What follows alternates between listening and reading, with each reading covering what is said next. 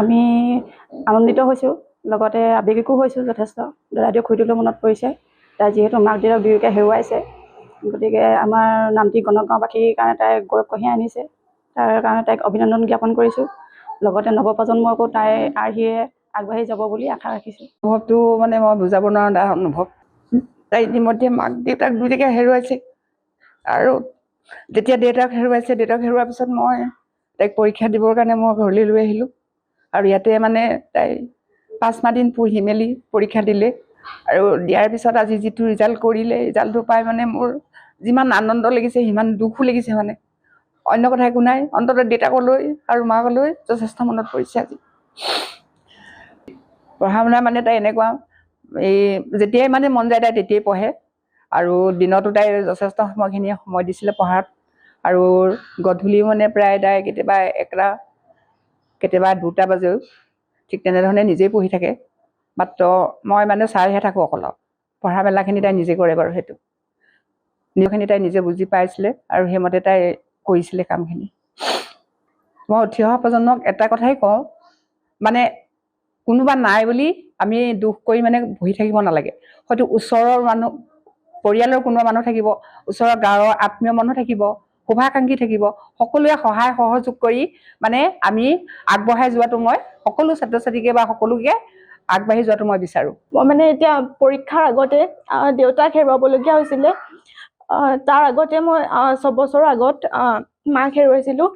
সেইকাৰণে মানে এতিয়া আপাৰ লগতে এনেকৈ আছোঁ। নমস্কাৰ, মোৰ নাম পৰিস্মিতা গগৈ, আৰু আজি ঘোষণা হোৱা HS ৰিজাল্টত মই প্ৰথম বিভাগত উত্তীৰ্ণ হ'বলৈ সক্ষম হৈছোঁ 88.6% লৈ, আৰু মই 5খনত লেটাৰ পাইছোঁ, আৰু মই শিৱসাগৰ ছিনিয়ৰ ছেকেণ্ডেৰী স্কুলৰ পৰা পাছ হ'বলৈ সক্ষম হৈছোঁ। পঢ়া শুনা মোৰ মানে এনেকৈ সঠিক সময় নাছিলে, হ'লেও মই ৰাতি অলপ দেৰিলৈকে পঢ়িছিলোঁ বাৰু।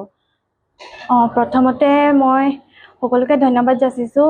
সকলোৱে মোক সহায় কৰিছে, বিশেষকৈ মোৰ আপাই মোক বহুত সহায় কৰিছে, কাৰণ মই মানে এতিয়া পৰীক্ষাৰ আগতে দেউতাক হেৰুৱাবলগীয়া হৈছিলে। তাৰ আগতে মই 6 বছৰৰ আগত মাক হেৰুৱাইছিলোঁ। সেইকাৰণে মানে এতিয়া আপাৰ লগতে এনেকৈ আছোঁ। আৰু স্কুলৰ মই সকলোকে ধন্যবাদ কৰিম। স্কুলৰ মোৰ প্ৰিন্সিপাল মেম তৰুলতা মেম, তেওঁ মই বহুত সহায় কৰিছে মোক। প্ৰথমতে বহুত মানে বেয়া লাগিছিলে মোৰ, কিন্তু মানে বহুত সাহস দিছে মোক সকলোৱে। তাৰপাছতে মই নিজেও বহুত চেষ্টা কৰিছিলোঁ, সেইকাৰণে মানে এইটো স্থান পাবলৈ সক্ষম হৈছোঁ। জীৱনত বহুত মানুহৰ ঘাত প্ৰতিঘাত আহে, কিন্তু সেইখিনি ভাবি থাকিলে নহ'ব, সময়ৰ লগত আগুৱাই যাব লাগিব। সেইটোৱে মই সকলোকে ক'ম।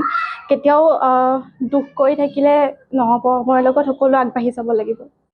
দেউতাক মই মোৰ পৰীক্ষাৰ হোৱাৰ 6 মাহমানৰ আগত হেৰুৱাইছোঁ।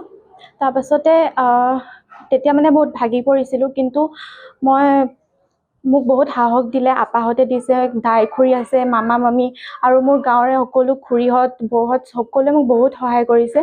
তেওঁলোকৰ কাৰণে মই আজি এইটো পৰ্যায় পাবলৈ সক্ষম হৈছোঁ। এটাই ভাবিছিলোঁ, মা দেউতাৰ বহুত সপোন আছে, সেই সপোনখিনিক মই পূৰাব লাগিব। সেইটো কাৰণে মই বহুত চেষ্টা কৰিছিলোঁ। নিজৰ দুখটোকো পাহৰি পিনি মই পঢ়াটোত বেছি গুৰুত্ব দিছিলোঁ। ভৱিষ্যতে মই এজন সুনাগৰিক হ'ব বিচাৰোঁ, সমাজৰ কাৰণে কিবা এটা ভাল কৰিব বিচাৰোঁ, আৰু মা দেউতাৰো সপোনবোৰ সাৰ্থক কৰিব বিচাৰোঁ। এতিয়া মই বৰ্তমান গ্ৰেজুৱেশ্যন কৰিম বুলি ভাবিছোঁ। তাৰপাছতে মই মানে চিভিল ছাৰ্ভিচৰ লাইনত যাম বুলি ভাবিছোঁ। যিকোনো খবৰৰ বাবে যোগাযোগ কৰক আমাৰ এই নম্বৰত 9181 307 2221।